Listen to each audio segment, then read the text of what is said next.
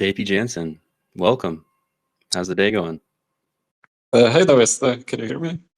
Yeah, hear you great. I'm glad you made it. Oh, great. Yeah, I had to change my permissions in that. That's all. Yeah, no It's worries. like my first space in 2 years, so I had to reinstall Twitter and everything. No, it's okay.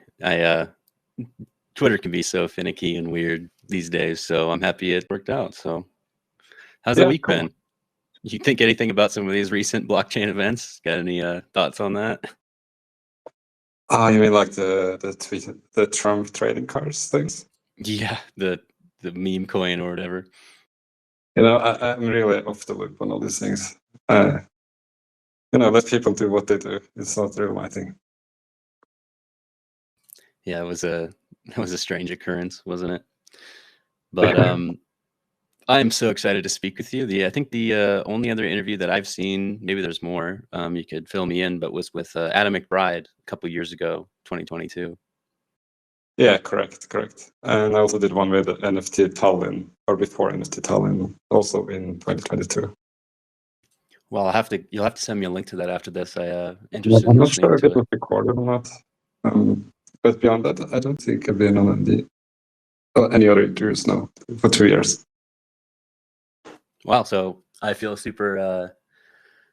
Well, this is awesome. So then the third interview so far. I'm also very excited to speak with you as well. Like, I don't know anyone who's done more research on the Counterparty and the history of Counterparty than you have. So I'm very excited. Yeah, well, thanks. Yeah, as am I. There's so much more. I was just doing some a little more research, and I found out that I'm missing a couple tokens from you from the timeline, such as JPBULL, JPBEAR, and CFI News, and a couple of other experiments. I found that in researching a lot of this stuff, I'm never going to finish it, is what I've realized. There's always going to be more, and I think that's the point of doing these interviews and kind of finding out more information. I think that like blockchain archaeology, I guess they call it now, is going to continue for many years. There's a lot of hidden stuff, and people kind of are dormant, and they wake up later. Yeah, and it's like it's so cool because everything is on the blockchain, and that's the entire point, right? It will always be there, and there's so many things that are waiting to be discovered. And no matter how deep you dig, there will always be details. Like I myself have left some details I'm not going to reveal, and I'm just waiting for people to find them. It's part of the fun, to wait and see. I think half of that is cool, but for someone like me that's researching, to have someone say, I'm not going to tell people, it makes me like, what? Oh no, but that's cool. I reserve your right to keep some things secret, and but it just seems. There are things that are more fun when they are just discovered. If you reveal it, it kind of takes things away. Yeah, I guess it does.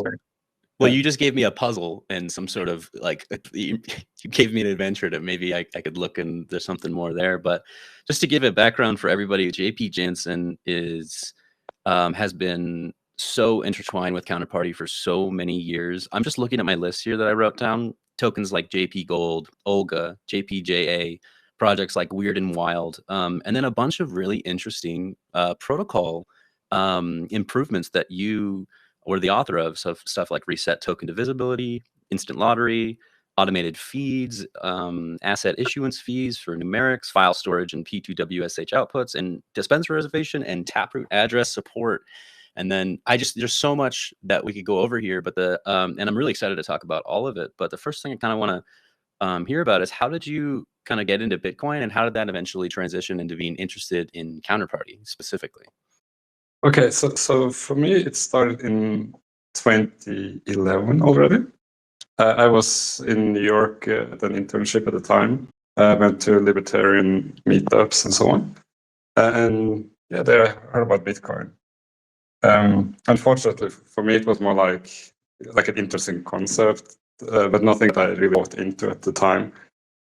But I kept being fascinated by it for years, and then I saw the price eventually going up, and I was like, why the hell didn't I buy into it? When it was cheap. So then I decided, okay, I will start looking real into Bitcoin and see if it really can become what they're saying. I mean, a new currency is quite a big thing, right? And I kept thinking and thinking. Maybe I was thinking too much instead of just jumping into the water immediately, you know. But anyway, that's how I was just really getting more and more obsessed with Bitcoin and trying to understand it and so on. And then it was 2014. I decided for myself to just write a book about Bitcoin, about how I understand Bitcoin. And this was the summer of 2014. So while I was writing the book, I discovered Counterparty, tokens on Bitcoin, you know, as something completely new. And for me, that's when it just everything clicked, you know, like then I understood that, you know, like Bitcoin itself is just a token that's supposed to be a currency. But for it to be a currency, you need something to trade with that currency. Tokens on Bitcoin are just perfect. But there was still one big problem, you know. Okay, so now we can make tokens. Tokens are just like Bitcoin itself. But what can you use these tokens for? And no one knew at the time. Like when we were just having all these crazy ideas. For the most part, it was like a different currency, like something that would compete against Bitcoin. Other times, it was more like some kind of financial asset. But still, people didn't know how to use it as an asset or anything. So there were just a lot of different ideas that were quite wild. So the weird thing, in a way, was that the same day that I discovered Counterparty, I started playing around with the wallet. I minted JPGOLD, 1,000 indivisible tokens, which I thought was kind of fun. I just wrote the same day in my notes just for fun. I minted my own coins that are just like Bitcoin. And my intuition was just, let's make 1,000 of these gold coins. And I didn't do anything about it or anything. The next day, I had this other impulse, and that was, what if I just make one unique token, name it Olga, and show it to my then girlfriend, no wife, Olga. You know, hey, look, here's your unique token. Again, I didn't really think much more about it after I did it. And the next thing I did was trying to find more like a real project. So since I had my summer project at the time, which was writing that ebook about Bitcoin, I figured the idea that, you know, let's make some tokens that I kind of consider to be shares in the book. And let's pretend that you invest in my book. There was no demand for it at the time or anything. So I told people, you know, here you have 100 tokens in my book. Each token represents 1% of the revenues generated by the book. And if you pay me something like, I think it was $1 or something, you will get this, and then you will get the dividend based on the revenues from the book at a certain time in the future. Yeah, let's pause there because you've kind of gone over a lot. I put it up on the Lightbright up there on the Twitter space. Let's go back to JPGOLD because in my original research, I made this mistake by like judging old tokens by like what is like normal or standard nowadays.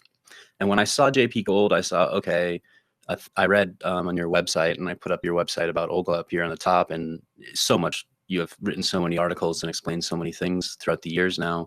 When I saw JPGOLD, I was like, huh, I mean, that's interesting, but like, well, you know, 1,000 token is whatever. I kind of, when I grew up in Counterparty looking at rare Pepe, so 1 out of 1,000 wasn't a big deal. But looking back after a lot of research, like, you were right.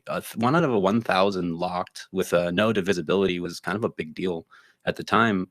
And it seems like the first day, you know, you were experimenting, and I just find it incredible that the next day that you minted Olga, and on the protocol level, it was the first 1 out of 1 locked NFT. And there was one, you know, token beforehand called Unit that was 1 out of 1, but it was divisible. So there was still, you know, up to a Satoshi level, you know, a bunch of different kind of single ones that you could do. But so JPGOLD sounds like it was an experiment, and you put some stuff in the description, and you kind of, I could see that was a reflection of learning about Counterparty and its theories.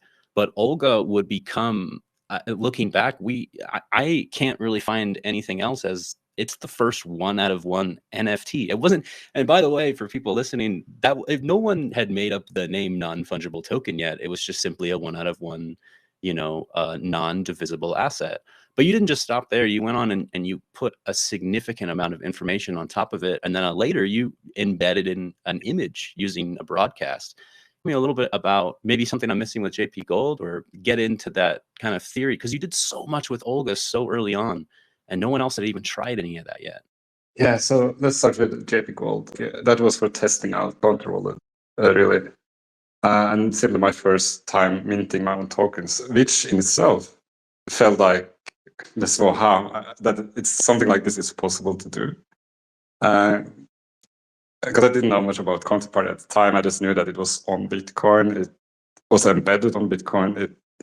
It inherited all the good properties of Bitcoin, and basically is a Counterparty token is the same as Bitcoin itself. And just knowing this, I was like, wow. And I thought, okay,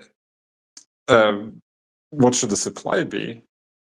And I didn't want to make another coin because it didn't like million supply thing. I mean, what's the point? But something scarce was kind of cool. Gold, why not? And I didn't add any information beyond literally the word JPGOLD in the description. So there was nothing more than simply 1,000 JPGOLD tokens, right? Although there was one more thing though, in my blog. I wrote like a few lines about it and I put a screenshot. And then later, like a few months later, I hashed the entire blog as a PDF on chain. So indirectly, in a way, it also has some on-chain elements, which I think is cool in retrospect. 100%. And I'm looking here back at my research. It looked like when the time that you made JPGOLD, there was only 1,147 assets total on Counterparty at the time. And to see that you started experimenting with these kind of like hashing on chain. You would experiment later with checksums and making sure that the information kind of lived on chain. And you were doing this so long before ordinals ever was even theorized. I know a lot of the reason now is that it should be on chain, but you were, no one else had, from my research, no one else had even tried that yet, or even thought it was important. But I also find it super interesting. JPGOLD had this kind of exterior, you wrote about it on your blog and then eventually came back and put that image of it on chain.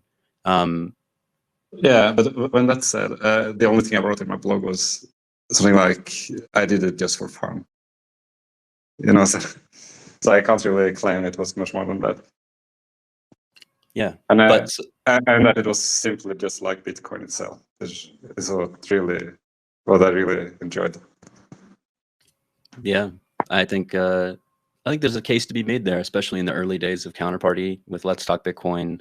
With I think in 2014, 2015 era, there was a lot of these coins, BitCrystals, Let's Talk Bitcoin, LTB coin as it's called, were starting to get kind of listed on bigger exchanges, and it almost seemed like you could, create it was such a meta protocol layer to create a cryptocurrency that is similar to Bitcoin, using the Bitcoin transaction outputs to solidify it locked and have all the same theories that Satoshi did in the beginning. And then maybe even the same theory of him, putting Chancellor on the brink of bailout for banks, because Satoshi himself inscribed, some early messages as well. But let's move on to OLGA, because OLGA, you didn't just make a 1 out of 1 NFT, you incorporated kind of like Russian. You incorporated the first non-English characters. You added just a description into it, and then you eventually, year or so later, added the image on top of it using a Counterparty broadcast. And at that time, broadcasts were pretty, they were a lot more hip or in style at those times to describe a token from the same address that minted it. So, tell me a little bit about how you made those decisions with OLGA. Yeah, right. So the limitation initially was the asset description had to be maximum something like 30 characters or something like that. Like that's all you had to play with, right? 30 letters. So I thought, okay, I'll mint this token. I only have one shot at it, by the way, because as you know, Counterparty has a unique namespace. So once I make OLGA, there can only be one OLGA ever. So I wanted to put something that was like, yeah, I had one line to play around with. So I thought, okay, what's the nicest line I can put? And it ended up as 2 languages. The first part is Maya Vechnaya, which means my eternal, basically, and one and only. So it has like double or triple meaning. I find that incredible that you put this, well, you interpreted the protocol theory as, okay, there's only going to be one OLGA name. Counterparty is a little different in that circumstance compared to what we know now with, you know, Ethereum and Solana and all that, where you can kind of have the same name on a different contract address, but that doesn't exist in Counterparty. It's just the namespace. And, and I find it just incredibly, not only symbolic, but really like emotional that you dedicated this token to OLGA. And I think she was your girlfriend at the time, and I think now your wife, right? Yeah, correct. That's so beautiful. I think that's just like I want to shed a tear of how beautiful that is, because a lot of days, you know, you talk about CryptoPunks or NFTs, you know, ordinals, but the first one that I can see of, kind of, you know, I know people argue the Namecoin stuff, but the first one on Counterparty at least is like this symbolic, you know, expression of love. That's beautiful, man. That's incredible. Yeah, and you know how I can put it as well, it's like just have a curious mind, just do what you feel like, in a sense, or yeah, just be curious, you know, about new technologies and how the world changes, and try around. Like 99% of the things I do, I mean, no one cares about, but this as well. Like, okay, Olga liked it, but apart from her, no one cared about it or knew about it for 10 years. Yeah, so let's talk about how it was discovered. It was kind of unknown until a lot of this Ethereum 2021, 2020, people were searching for kind of the earliest stuff on Ethereum. And it sounds, from what I can tell, that Cornholio from the Rare Pepe community found Olga. And then he even minted an NFT of the action of finding it himself.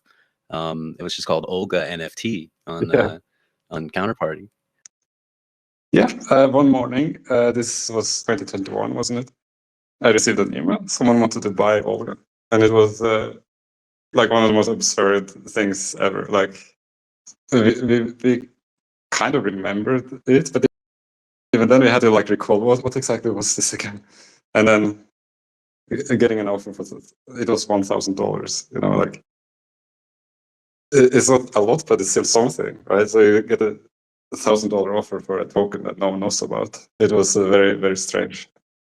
And then, of course, we started looking into what's happening on Counterparty, because I was not involved in the Counterparty at the time. I hadn't been around for like a couple of years. So, okay, and then entered the chat. I could see everything that was going on. I saw the screenshot when the right Cornholio discovered it. There was actually a discussion, you know, what is the first NFT on Counterparty? And then he found it. So then I kind of understood what was going on.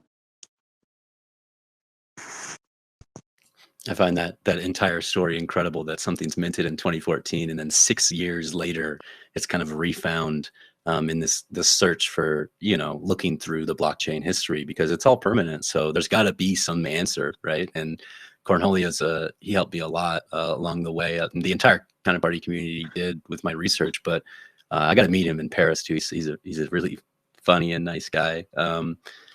But I find that just the whole story incredibly interesting. And I'm so glad you didn't take that $1,000 offer, because I'm sure it was a lot of money now. But now you have you wrote an article about it, and you basically make the case that Olga, you think, is worth 88.8888 continuing Bitcoin.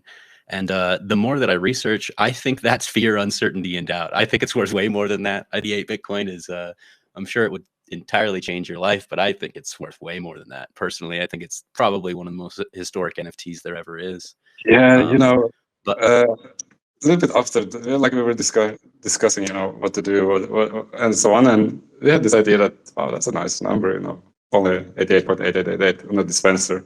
So we actually put that dispenser out there, but then we thought, okay, no, it doesn't make sense to sell it. Let's better not. Canceled the dispenser. Yeah, I think a museum will want to show this. I know that there's a guy in the Rare Pepe community that he was the only one to be able to collect the Series 1 of Rare Pepes, because it also has a 1 out of 1 NFT in that collection. And he famously stated, "I will rent the collection to a museum." And I think that OLGA will maybe consider that too, is that OLGA is, there's going to come a time when it's going to be shown in a museum of like, these were the first. And I think that the whole story behind OLGA is just incredible. Tell me a little bit about kind of the broadcast theory. You use something that's pretty common now in stamps, base 64, and why you chose base 64 to represent each, which is a kind of light pencil drawing of you and Olga kissing. Can you talk about using base 64? You mentioned, like, you know, the limitation in description, so that's why you used broadcast at the time. Why did you use base 64? Is there any other way to do it, or was that just the most compressed, easier way to do it? It was the most compressed as far as I could come up with. Because the thing is, I was using a counter wallet, and you can only put in text, nothing else. Like if you try to put in byte data in the text field, I think it wouldn't work out, I think. But I'm not really sure why I use base 64, except maybe the idea. Yes, I had the idea that one day someone will maybe discover it. And because someone will discover it, I didn't want to put a photo, for example, because it's too explicit. I actually didn't really want to put a drawing as well, also too personal. So the idea I had was more like a rock carving. You know what I mean? Like actually, an inscription is a good word for it. Yeah, absolutely. So it's more like you see that something is there, but you don't. Yeah, but you have to look hard to see what it is. Yeah, and it's almost similar to, like, you know, cave paintings on walls from thousands of years ago, stuff that will just stay there, you know, in caves and stuff. And now we have a blockchain version of that. Who did the art though for it? Was it you that drew it? Was it somebody else that drew that? Yes, I drew it. There's a special technique where you put a photo over light, and then you put a paper on top of the photo, and you draw along the lines. It's not very difficult. Yeah, I did that. I remember doing that as a kid. I really wanted to draw Calvin from Calvin and Hobbes, and I remember doing that. But I think that's smart and interesting. You did a drawing of a photo. One, just because, you know, I could. OLGA that taught me the technique, so it's like without her, I wouldn't be able to do it. So it's like, just the story behind that. It's so incredible to me that there's so much emotion tied to that. I think that's just more meaningful than almost any NFT that I've ever researched. I think it's my favorite one for sure. It's the most underrated one in my opinion. There's intention and meaning behind it. And I mean, talk a little bit about that time, right? And I could talk about Olga all day, by the way. So I know we got to move on to other things. But at the time on Counterparty, you had, you know, LTB coin, you had some experiments with, you know, betting, and you just said it earlier. What is the use of these tokens? What are we going to do with these? And what was like that kind of environment like? Were you listening to Let's Talk Bitcoin? Were you absolutely kind of interested? Like my number one resource, listening to LTB, you know, like with Adam Levine and Andreas Antonopoulos. And the other big one was Folding Coin. So Robert Ross, who was behind Folding Coin, he also had the weekly Counterparty talk shows. Oh my God, Rob! Oh no, now this is more information. So I got to look that up. Robert Ross had his own. I think they're still online actually, so you have a lot to listen through, and it's like a gold mine. Oh my gosh. Well, this is why we do these interviews, because even though I've done a significant amount of research, I know for sure that there's always something I'm missing, and that the exploration of this archaeological digging of early tokens and early NFTs is an ongoing process. Even if, you know, even if mine is the most comprehensive so far in Counterparty, I know for sure that, you know, there's so much more. So I'll look into that. So Folding Coin, Robert Ross, I have that written down. So that's cool though. So you're part of the Counterparty, you know, cultural infrastructure at that time.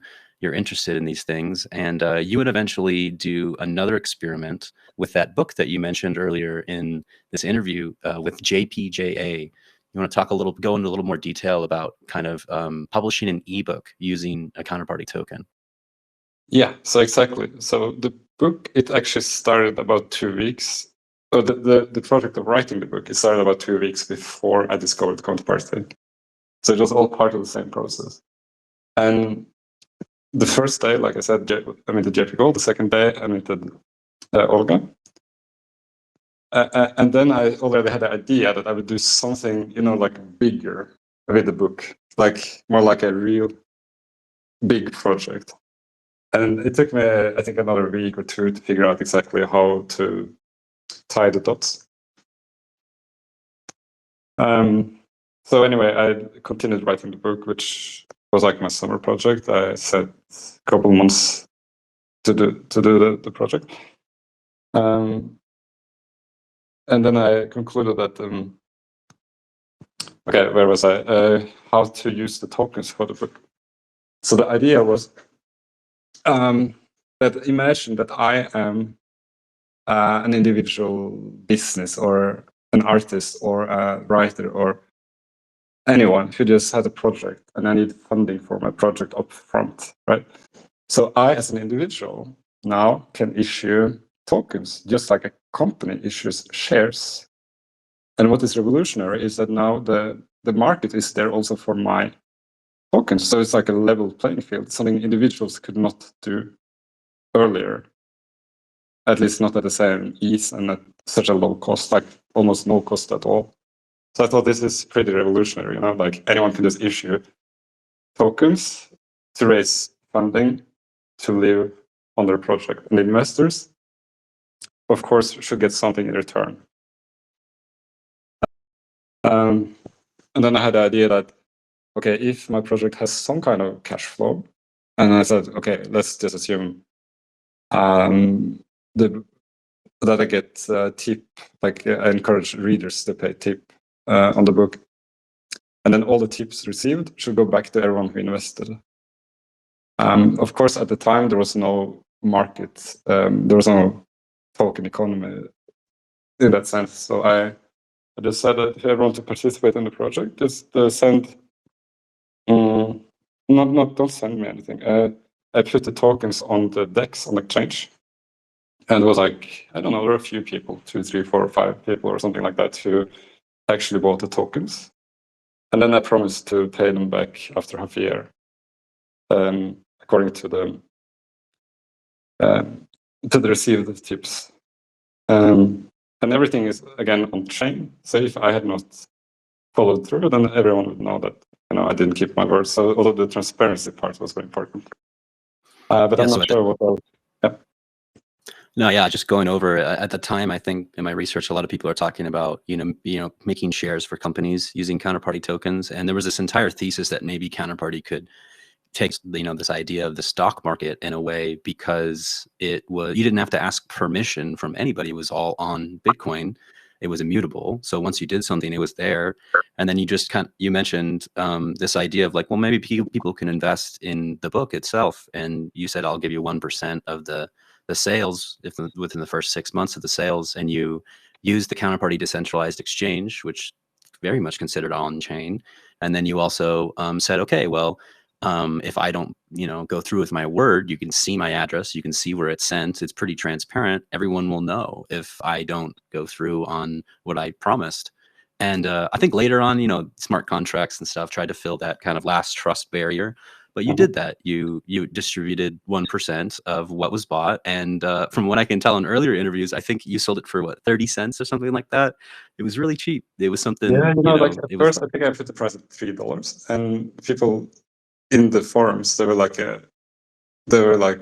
telling this is a scam. Why do you want money from us? I asked literally $3. At the maximum, I could have received 3 times 100, like $300. So I was accused of having a $300 scam. And then I said, okay, whatever. I worked all summer long for a $300 scam, right? But, not to get accused of anything, I said, okay, whatever. 30 cents. No, it could be a $30 scam, but Wow, that is, yeah.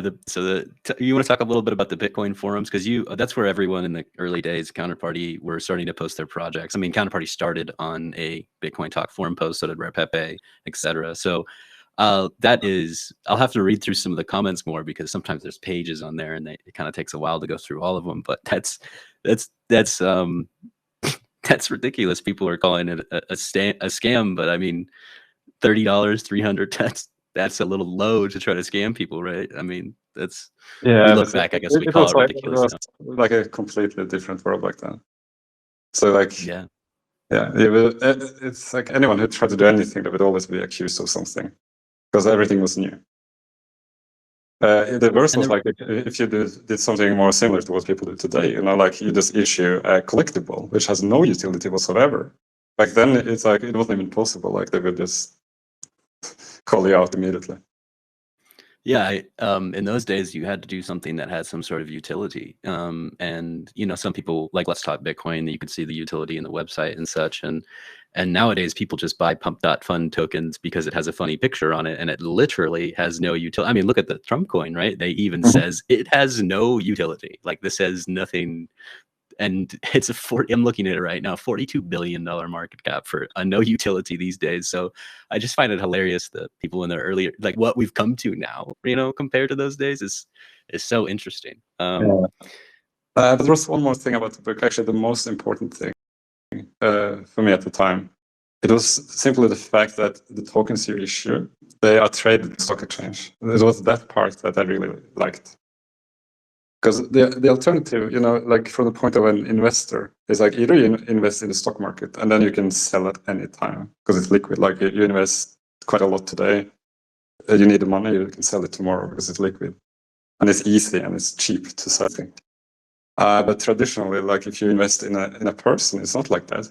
Like someone needs, say, $10,000, you hand it to them, but there's no way to get it back unless their project is successful in, say, a year or 2 or 3. So for a long time, your money is frozen as the investor.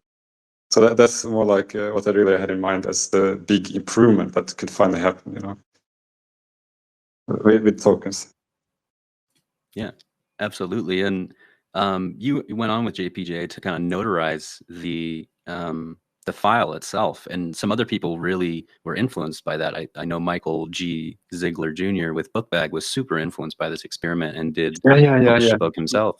That's so cool. Like, he wrote that book shortly after mine. Like mine is non-fiction, his is fiction. But other than that, he wrote explicitly that it was influenced by me, which made me very proud. Yeah, and you went on to notarize it using that kind of checksum of the file. So if you got the file of the book, you could check using the on-chain data to make sure it was the exact same file. So this notarization process too, you're covering so many different actions using the Counterparty protocol at this time. Yeah, except I didn't. I thought I did. But when it was the rediscovery period in 2021, I went through everywhere, like all broadcasts, all asset issuances, everything. I couldn't find it. So I did notarize another file, another PDF, but not the book itself. Oh, I got you. Yeah. Okay. Well, I'll take note of that then. But what I did in 2021 though is I found the book on what's it called, Wayback Machine, Internet Archive. And it matched the one that I had on my hard drive as well. I'm sure you can still find it there, like the same link that's on the blockchain, like to my website. I went on Wayback Machine, I found the PDF, I saved it, and then I notarized it in 2021. Okay, so yeah, it was just something that you did later. Okay. And as well, the project itself is explained in the PDF that I did notarize in 2014. So it's there like halfway. Gotcha. And then there's something that you talked about with Adam McBride about copyright, and I think you were pretty weary of giving somebody the rights to the book itself. And I think the way that you went about it and saying, hey, within the first 6 months, I'll give you guys 1% of any of the sales I get. And I think that was a smart way to go about it, because the way that kind of I've talked with a couple. I think it was Adam Levine was talking, and he was talking with a lawyer at the time. And apparently the lawyer said that the token ownership issuance that exists on Counterparty, that you're the ownership of the token, you can mint more supply, or you can change the description, et cetera, added subassets now. that was somewhat of a protocol symbolism for the copyright of the token. Your thoughts on counterparty blockchain copyright on that end of things? Yeah, right. So it's not exactly. I put it at 6 months because I simply didn't want to have any liability beyond that point. Right? I pay my dividend after 6 months, and after that, there's nothing else. I have no more obligations after 6 months. That was kind of the thing. That makes sense. That was smart to do too. I think that was yeah, keeping yourself safe on that end. I'm very happy now in retrospect because now it's a collectible, and that's all it is. Nothing more, nothing less. And I think that's good for the collectors as well. Like otherwise, you would need to trust that I keep my word and all that stuff. It's not good. I heard rumors that you might be doing maybe some auctions soon for some of the JPJA tokens. Is that something you still are interested in? Or are you waiting for kind of the perfect time when people are more interested in this stuff? You know, I took a bit of a break now during all this counterparty, you know, what do you call it? War? Drama, yeah. War, right? Drama, yeah. There's a lot of drama these days, huh? Yeah, the drama, but as well the change from mostly using dispensers to using atomic swaps or whatever it's called.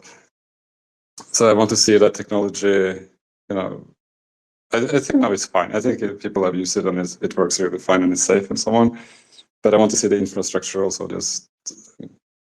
I want to see it's really working and so on. So I'm a little bit on a break right now simply for those technical reasons. I think that's smart. But in general, I want the token to be a bit more distributed. So at some rates, I want to auction off tokens simply to make them more distributed. Of course. And not try to time the market that much. More like simply saying like, okay, every half year I'll auction one token. For example, like I haven't concluded or like promised any timeline, but that's kind of what I have in mind. Well, I think that's exciting. I think, I mean, just to comment on the whole atomic swap and partially signed Bitcoin transactions with Counterparty, it seems that once Adam Kronstein came back, he's really trying to quote unquote modernize or contemporize Counterparty to be used in the ways that ordinals are commonly used now. And I think the big hope is to get Counterparty on Magic Eden, because Magic Eden has this tab that says Bitcoin NFTs, and it's just all ordinals, and people don't realize that like there are Bitcoin, tokens, collectibles, NFTs on Counterparty that could be considered Bitcoin, right? So I think we're pretty early still in that circumstance of, I don't think the general populace really knows that there was Bitcoin NFTs before ordinals. So I think we'll see that change hopefully in the future, and I'm pretty excited about a JPJA auction. That is I think it'll get a lot of hype at the right time, and it'll be interesting to see how the distribution goes. So I'm excited for that. But and I'm going to kind of split it up, I guess, because there's so much you did with the protocol level side of things and how much you were interested in the Counterparty kind of back end and the GitHub and stuff. But I want to talk about 2 other tokens. I guess 3 or 4 other ones, but Salvation. Mm-hmm. Salvation was an interesting one. Yeah. Yes, and when I found it, I didn't even know it was by you. I just saw that it was an experiment that you burned the token ownership, that quote unquote copyright kind of side of things. You burned it. So there's nothing more that can be done with Salvation at this moment. So tell me a little bit about that. Yeah, so now we're in 2015. What we talked about previously was 2014. It was a completely different narrative. Because at 2014, it was all about like tokens are new. This will revolutionize the world. It's going to be like a new financial reality and so on, and all these great thoughts about that. In 2015, that's more like when it changed. I think a few months after Salvation, actually, Rare Pepper started. Like the entire mindset completely went from one extreme to the other extreme. If you know what I mean. No, absolutely. Salvation is a pretty heavy token too, because the the description says "save your soul from sin and its consequences," and the artwork represents Paul the Apostle from a picture from the public domain, which again is probably a smart decision there too. Yeah, and again, the artwork or art can be many things, but the image was actually added later, 2017 or 16. So the point of the token was simply that I wanted to see if it was possible to sell like if people are willing to pay something that obviously was I mean, you can call it a scam, but a lie or a joke or this worthless. You know, like if you can give value to something that has, you know, no value at all. So again, it was more like from my end, kind of a joke, but also an experiment because I was curious to see how people would react to it. I also announced it anonymously, by the way. Yeah, no, that's when I did my research. I didn't know who made it. It was just kind of a new, fresh address. And Kane Mayfield, a big, he's big into the Counterparty ordinal NFT scene, musician. He calls Counterparty Bitcoin church art, and so I found this token. And I was like, oh, this is Bitcoin church art, right? So. Oh, yeah. And it's super limited too, and it's gonna be there's no yeah, you know. that was the entire point of it, right? There's salvation. It's only 7 of them. In the announcement, I gave I think 1 to JDog. I saw him actually recently write that he still keeps it, which makes me proud as well. And as long as he has the salvation, I think he's fine. So and, it's like a baptism in a token in a way. Yeah. Yeah, I contacted Junesef to try to buy one, and he left me on red. I wanted one really bad. Yeah, and that's the thing. Do you know about the talk show with Chris Rose and Josh Unsett at the time? Oh yeah, with Bitcoin Uncensored. That's a massive part. I put that in the documentary too. Yeah. I think they were actually played a very big part in changing Counterparty into repo. Like I don't think they were involved, or maybe they were. I don't know. But I think they played a very big part into creating something more like, you know, what it is, more for fun or for expressing yourself more than for finance. Yeah. So yeah, so I gave 1 to Chris as well, but not to Janssen, because I knew they had that show and I wanted to hear how they reacted to it. Did they? Is there a show where they react to it? Is there some show I can kind of look up? Okay. 2 episodes. One is I can't find that episode. I deleted everything. But the other one had a segment inside Robert Ross's show, so I was able to find that part there. So from the 2 parts, I have 1 of them, and it's really hilarious when they're trying to understand what salvation is, because it's like they have no idea what it's for. But Janssen actually bought, I think 2, maybe even 3. Yeah, and he's not willing to sell it. I'll just let everyone know.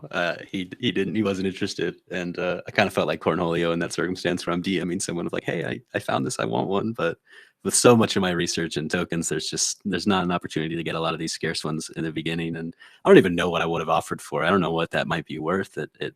You know, some of these tokens don't have sell history, but I just wanted it because of the provenance. But I jumped forward a little bit. And also, I don't remember what price I put. It wasn't a lot. I think it was maybe $20, something like that. I just wanted to make it enough that no one would just throw. Like, I didn't want to make it worthless. I wanted someone to actually pay for it, but I didn't want to make it expensive either. I just wanted to see if someone would buy. And yes, Janssen was the one who bought it. Yeah, that makes sense on why he doesn't want to sell it. He got a great deal. So I jumped forward a little bit. You did an experiment and some really cool cards called the Weird and Wild collection. I think it looked like you were kind of influenced by Spells of Genesis, and let me look at this timeline to make sure I'm not off here a little bit. Yeah, so Spells of Genesis, the FD card came out early 2015, and you did the Weird and Wild collection late 2015. You want to talk a little bit about that? Some of those cards are just not only beautiful art and like in the trading card style, but you did some checksums on the image as well. Can you talk a little bit about Weird and Wild and how that came about? Yeah, okay. So there was first of all, Spells of Genesis, like you said. I thought it was absolutely genius. You know, like that's finally a killer use case for tokens, finally. So I was a big fan of Spells of Genesis, so that was number 1. Number 2 is I wanted to make something myself. But I really didn't have any idea for what to draw or what to put on the tokens or something. So I took those the coolest cards I could find from an open source directory, like without copyright. And the third thing was, like you said, about hashing the images. Like I wanted to link the images to the tokens, like in in a perfect way on chain. So I did that for all the Spells of Genesis cards, almost all of them, and for the Viva Wild cards. Yeah, so that's an interesting addition to that, is that you saw the Spells of Genesis cards and you wanted to hash these images to make sure that that kind of lived in a separate way than just maybe the Spells of Genesis website. Is that because you might thought that Spells of Genesis, might, like just like other companies on Counterparty, might get lost or not archived, or yeah, but I just thought of it as like one of the biggest things about the blockchain is literally this, that you put it there and then it's there forever, like immutable, like you can't discuss it, like it's there, right, forever. And I thought that was a very important property to have on image tokens, that the image is at least hashed on chain, if not on chain itself, at least hashed on the blockchain. So I thought it would simply be a good thing to do for the Spells of Genesis cards. Of course, and I know we're jumping forward here a little bit, but you did a big kind of archival process of all the known Counterparty art. I think it was about a year ago or so, and you hosted that on GitHub. I thought that was genius, because a lot of these people, they go, oh, well, the link on Rare Pepes aren't there, and how do you know they'll stay forever? But you invite people to say, hey, back it up yourself. Well, let's make sure that it's on chain. And I think these days some people have put this art on ordinals and done some other things like that. But I find that really respectable, that you took the art and a lot of the information on Counterparty and said, hey, I'm going to archive this. I thought that was really smart, and I think a lot of people have used it to this day. To point people to it. I'm happy to say that people appreciate it. It like takes a while to write the scripts and everything to do it, but it's just so incredibly important. Like all this history and so on has to be preserved, and the blockchain and Counterparty is perfect for preservation. Yeah, I agree. I think broadcasts are underused to this day, and I think there's been a lot of experiments with now the wallets don't really limit you on description, so Stamps have experimented with that. CC Satoshi by Cornholio, and a lot more people have taken that theory and ran with it over the years. But there's two tokens, or I guess three, that they're not on my timeline yet, so I'm kind of interested in more information about them, which is JPBULL and JPBEAR. You want to talk about kind of this idea of betting and using Counterparty tokens to bet on anything from Bitcoin price to maybe other things in the world? Yeah. So now we are September 2014. So we're back like 1 month after JPJA and OLGA. So the idea here was simply to utilize the DEX, and again the transparency of the Bitcoin blockchain, like the perfect transparency. I think even here I hashed something, or I don't remember exactly, but the simple thing was that tokens can also represent options on the Bitcoin price. So you can use these options for hedging. So I made an experiment where I placed bull options, that means buy options, and bear put options, which is like, I don't know how to say it. Like if one goes up in price, the other one dies at the same, in the opposite direction. So they cancel each other out in a way. So when you issue them, you don't really have any risk. And then I auctioned this out. No one participated in the experiment, of course, because no one was really interested at the time. But still, I think I wrote it in my blog as well, that I just participated myself in my own experiment just to show that it works. And indeed it worked, but it was extremely inefficient to use a blockchain for this. So it was simply a one-off experiment. Yeah, that's interesting. Did you pay yourself out, since you were the only one to experiment with that project? Yeah, no, I remember how I did. Again, it was that PDF that I put out there, so all the details are in that PDF. It was kind of the point as well. Like everyone can see exactly how I did it, and that I was the part buying and selling. Like I bought and sold to myself.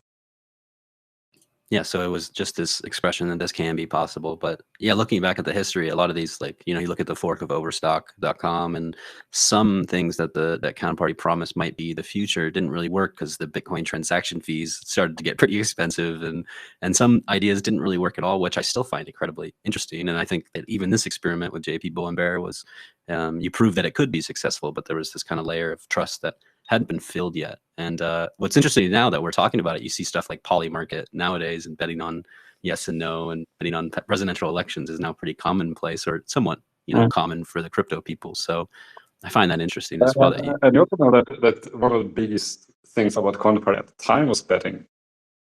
It was like the number one feature, almost like there were tokens and there was betting. But my little twist was that instead of using the betting system, I use a token system for this experiment. Yeah, I wonder if they'll bring back that betting side of things, because I think it's something that I think was underutilized, especially in the most recent years. I know I can see some of the data still on Dan Anderson did XCP.io, and you can still see some of the data of a lot of these blockchain functions. But it was big at the time, and kind of people aren't as interested nowadays, especially when using Counterparty for betting. But there's one other token, the Counterparty News blog, or the token CP News. Tell me a little bit about that, because I haven't written about that yet. I'm interested. So it was more inspired by LTB. Like Let's Talk Bitcoin, they had this network, right? Like if you participate in the network, you will get tokens in return. And in that way, it's another way to have stuff, in the sense that if you help with startup, instead of getting shares, you get tokens. So that was, I'm sure Adam Levine can explain this much better than me, but I was simply inspired by his model. I want to do the same for a blog. And every week I paid out tokens to whoever helped me out. Unfortunately, no one were interested. I think I only paid out once. So it started and it ended quite quickly. Gotcha. Yeah, I spoke with Adam Levine a couple days ago, and got to pick his brain a little bit. There's a bunch more questions I have for him too. But I find it interesting that you experiment with this all on your own in a time period where, not many people were interested, and I think that's honorable in a way, because you're experimenting with this idea of maybe no one's interested, but I'm going to try anyway, and I think that's pretty courageous in itself. And something I want to add as well is, when I read like in the chats, when people are discussing like all these NFTs and so on. And indeed, most of the things from 2014 cannot be classified as NFTs per se, and that's fair. But they still are tokens, and many of them are scarce. And even if they were part of like a failed experiment, I think they're still a very important part of the history of the earliest token economy. And I think there already is, and I think there will be a growing group of collectors who actually start to value this part of history and be interested in it. Yeah, some of them are here listening right now, and I've kind of, with my research, I get a lot of help from other people. Zero G, Dogermint, I don't know how to pronounce his name, Diagonazes. There's HNFT Pepe, Master on Chain here. A lot of people, it's a small niche right now. I think it'll grow, in the future. And I expect that all of us HNFT researchers are going to probably show up with glasses on and start talking like this. Oh yeah, and we're pretty nerdy right now. I don't think it's entirely. There's some people out there that were interested in 2021, but the diehards have really stayed around. And I think I agree with you. I think that people will look back at any type of experiment and really hold it to a high standard. So unless there's any other tokens that you want to kind of let me know of that I could write about, I know you want to keep some of them secret. I bet, maybe make us do the hard work of finding them. But if you want to mention any other ones, I'm going to get into some of the protocol stuff. Yeah, I don't really think I have any more tokens from that period per se. There's actually one that's on your timeline. Riga, I saw it on your timeline. Oh, you did Riga? Yeah. Oh wow, yeah. That was the first time someone linked a video on a Counterparty token. Yeah. And again, it was a surprise to me when I found out. So you know about my timeline, right? Oh yeah, here, I'll post up. You have an entire page of a collection of timelines. I'll post that up on the Lightbright up top. Yeah. So how I did is I used the Counterparty database as a foundation, and then I extracted all asset issuances and all broadcasts into a JavaScript array. Because Counterparty back then was still so small. Like if you only 2014 to 2015, you can easily fit it inside a web page, even like the JavaScript inside a web page. And from there on, I made like a timeline just based on certain criteria. And one was simply looking for something that has YouTube or MP4 or like AVI, like any kind of video format in the link. And indeed, I didn't find any indicated a video before Riga. That timeline that you posted was the starting point for me in my research, and I cannot express my biggest thank you for publishing that on your website. If people don't know, JP Janssen's website is a gold mine of history, especially counterparty history. You write about some other things, and those articles. What makes me mad, JP Janssen, is that you'll write an article on there on your website, and then you won't tweet about it, you won't talk about it, you won't post in any Telegram chats, and then I find it months later. I'm like, what? This is crazy. This is so incredibly interesting. But I just want to give a big thank you that you were a huge pioneer on helping me kind of figure out what these firsts were, especially just on a protocol level, not necessarily culturally. But that is just an absolute resource for anybody interested. Wow. And I'm really happy to help people learn how to analyze the blockchain and counterparty as well. Because like it's more like teaching people how to fish rather than feeding them fish, if you know what I mean. Of course, yeah, and it sounds like it's like, because once you learn to analyze counterparty, it's like it's a lot of fun. It's like you have the truth basically inside like a few gigabytes of a database. Yeah, absolutely. Did you have to run a node to do that, or is it just a simple kind of script that goes through the data? No, the way it works. At least I don't know how it works now, but you used to be able to download what they call a bootstrap database. And that's a database that you will end up with if you run your own node. But if you don't bother running your own node, you can just download it from, you can ask in the Telegram chat. But I think there's a URL still. And once you download the database, you can open it in, I think it's called MySQL.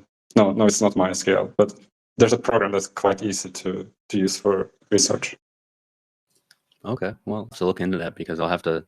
I've yet to run my own counterparty node, because I mean, you got to take into account I'm just simply a guy who made a repo, and I liked memes. So, I mean, I have to attribute counterparty to my complete understanding of Bitcoin itself, because I didn't really know how to use it too much until counterparty, and then I have to attribute this research into counterparty as my first entry into even messing with coding at all. I mean, I think I took one Python course once, and I did the Hello World, but in my research, I not only did I put it on a token, I saved all of my changes to the research on a counterparty GitHub, and or not a counterparty GitHub, what am I talking about? A GitHub that explains all the research. And I did a JSON file, which was a big headache for me. I had to use AI, and I got some help from Indelible Trade, but I tried to organize it all in a good manner that if someone wanted to go through the JSON and look through my research, they could. So I attribute a lot of that to just everybody here on Counterparty. Everyone here they're not going to tell you how to do things. They're going to bet a fish, as you mentioned. They're going to say, hey, I want you to learn too, because we think it's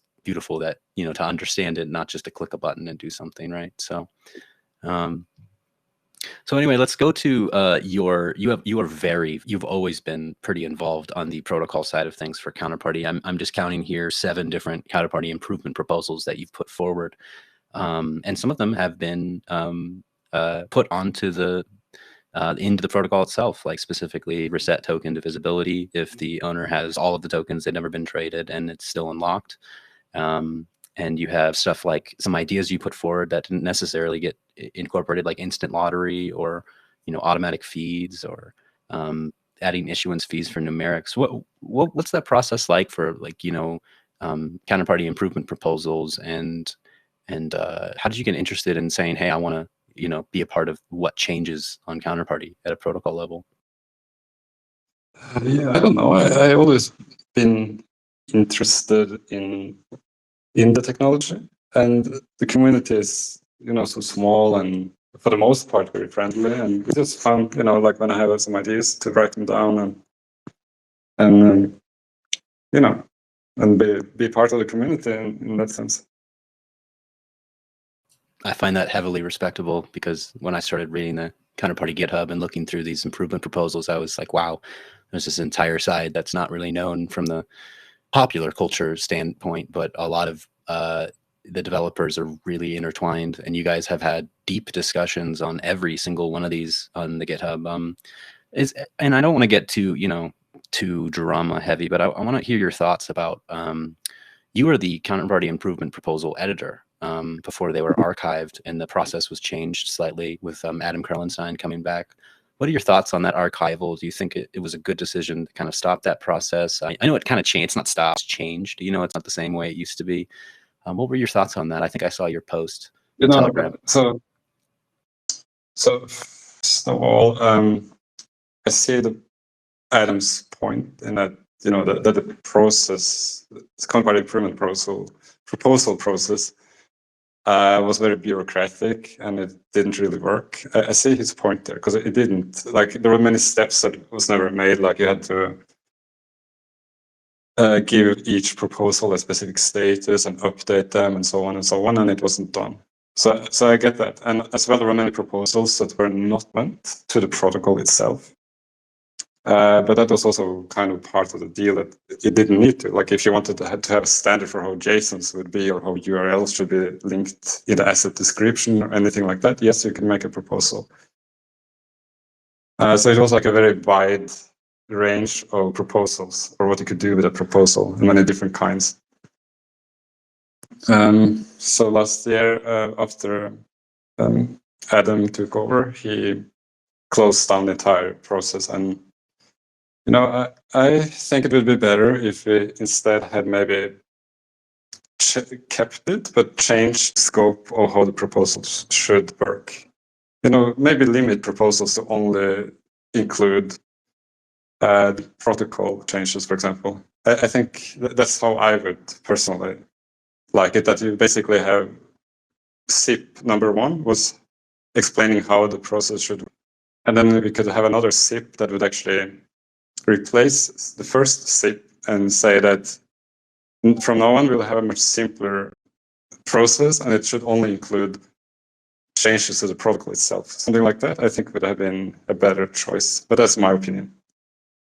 No, that makes sense. And, maybe I'm to blame a little bit, because I read back CIP 01, and some of them were informational proposals, or proposals like you mentioned, that like CIP 25, which was like, how do we standardize a way to have block explorers read some of this data, etc. So I went in there and I was like, I have a proposal for putting the timeline on the website. Is that, and no one really cared. So I think maybe that is. For some context, the dev who started it was Devon Weller.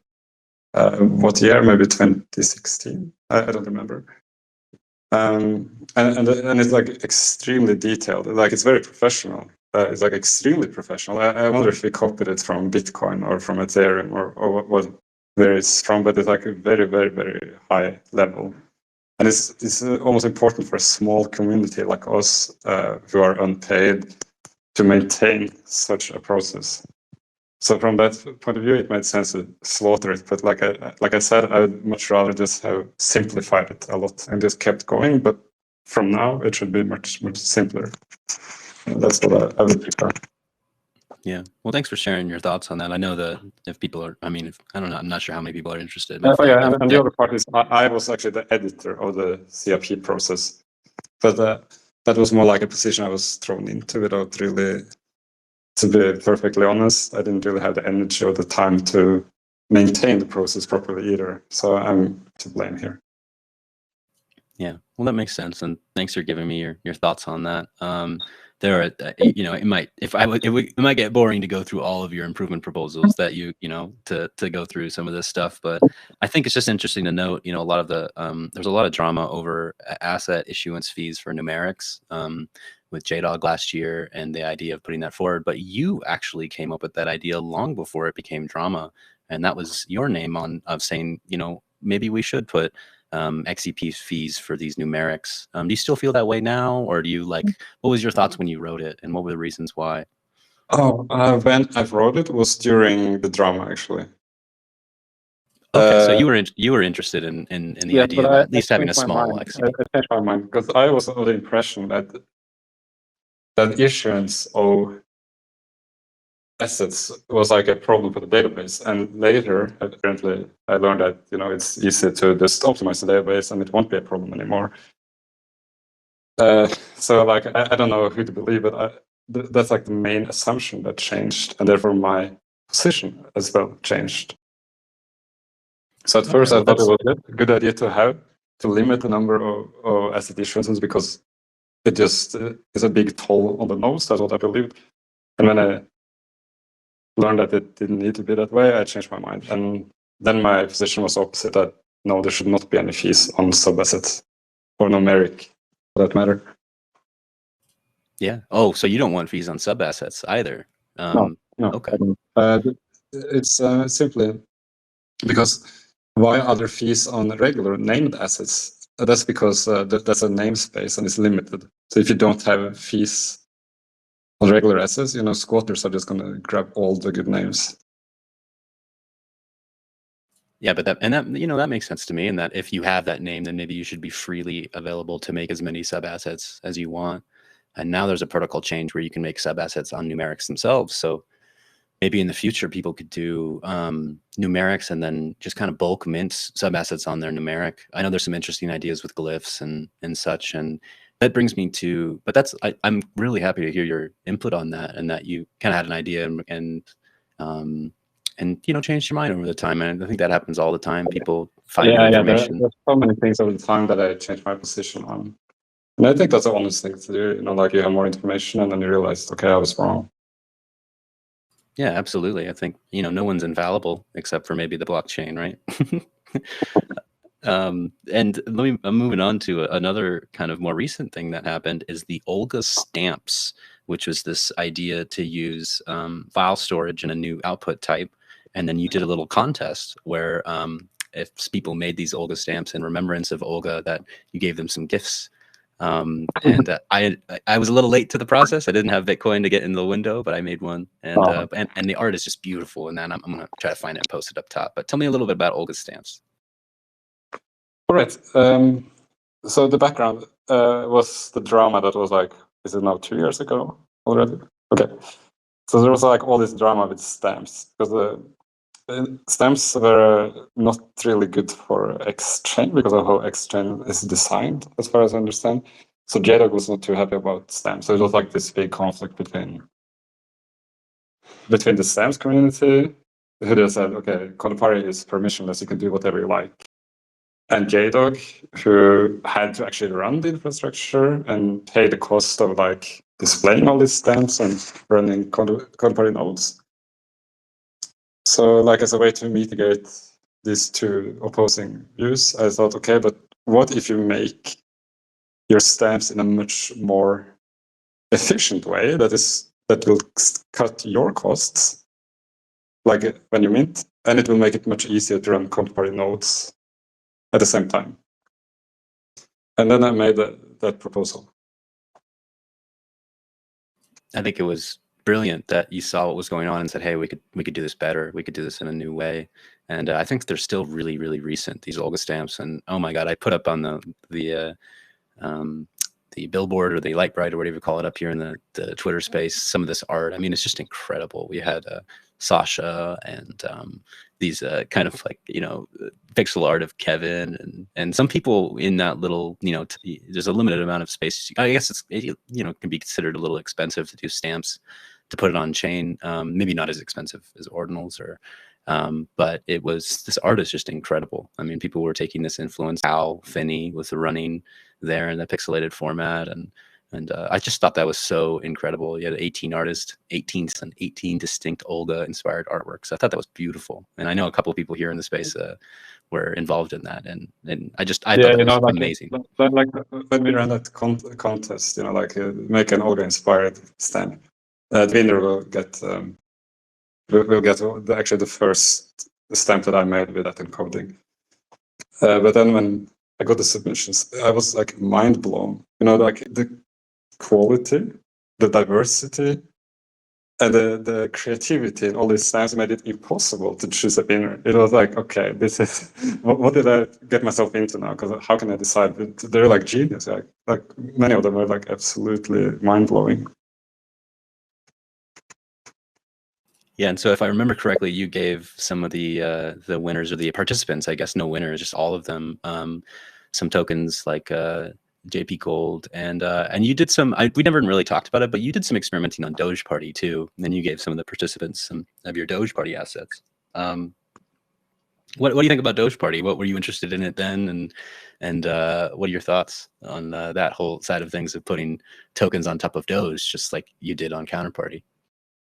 When Doge Party was announced in 2014, that was like again like a very nice addition to the ecosystem, right? Like you have Counterparty on Bitcoin, you have Doge Party on Dogecoin, and the advantage with Dogecoin is it's fast and it's cheap, and also it had more like the narrative to have fun. So you can say that in 2014, Bitcoin was super serious, like the future of finance. And on Dogecoin, people just had fun. So it was like a real party. Like they really put the party in Doge Party, if you know what I mean. So I didn't actually do much though. I was like more watching it from the sideline.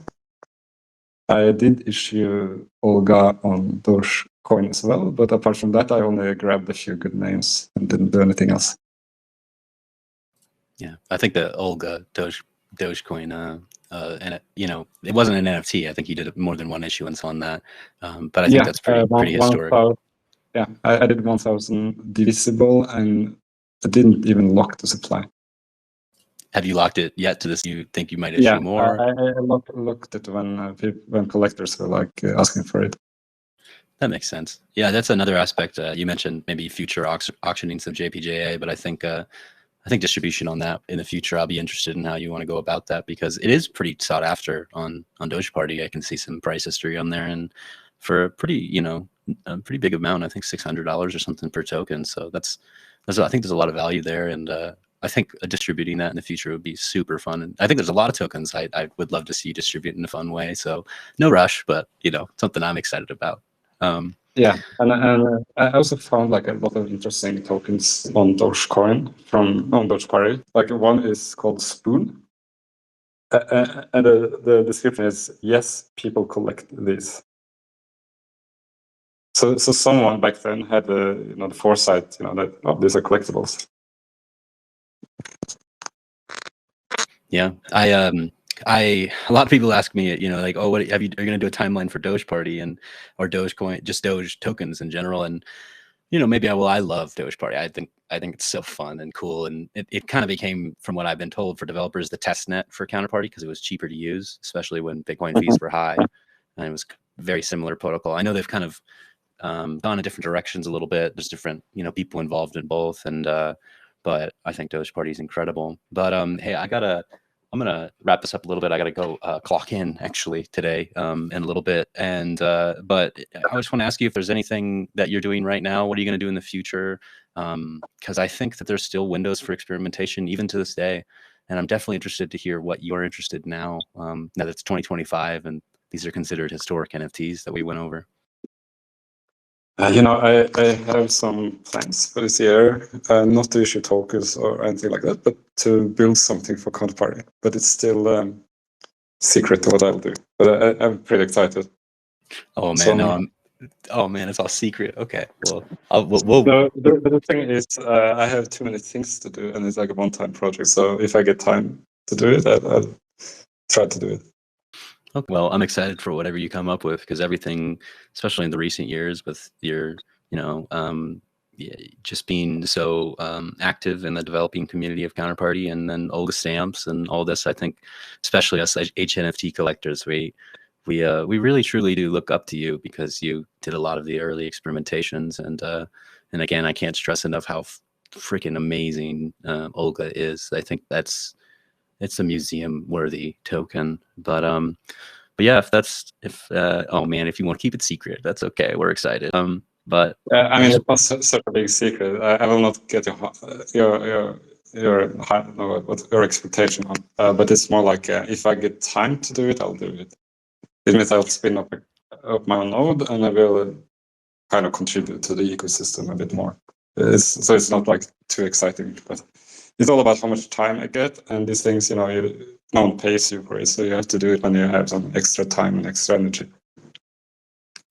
Well, I'll put up a prayer up that you can get some free time and get a little bit more involved. But either way, you've done so much already, so no rush on that. But I just want to thank you so much, JP Janssen. You don't have too many interviews out there, and it was really awesome to pick your brain on some of this historical stuff.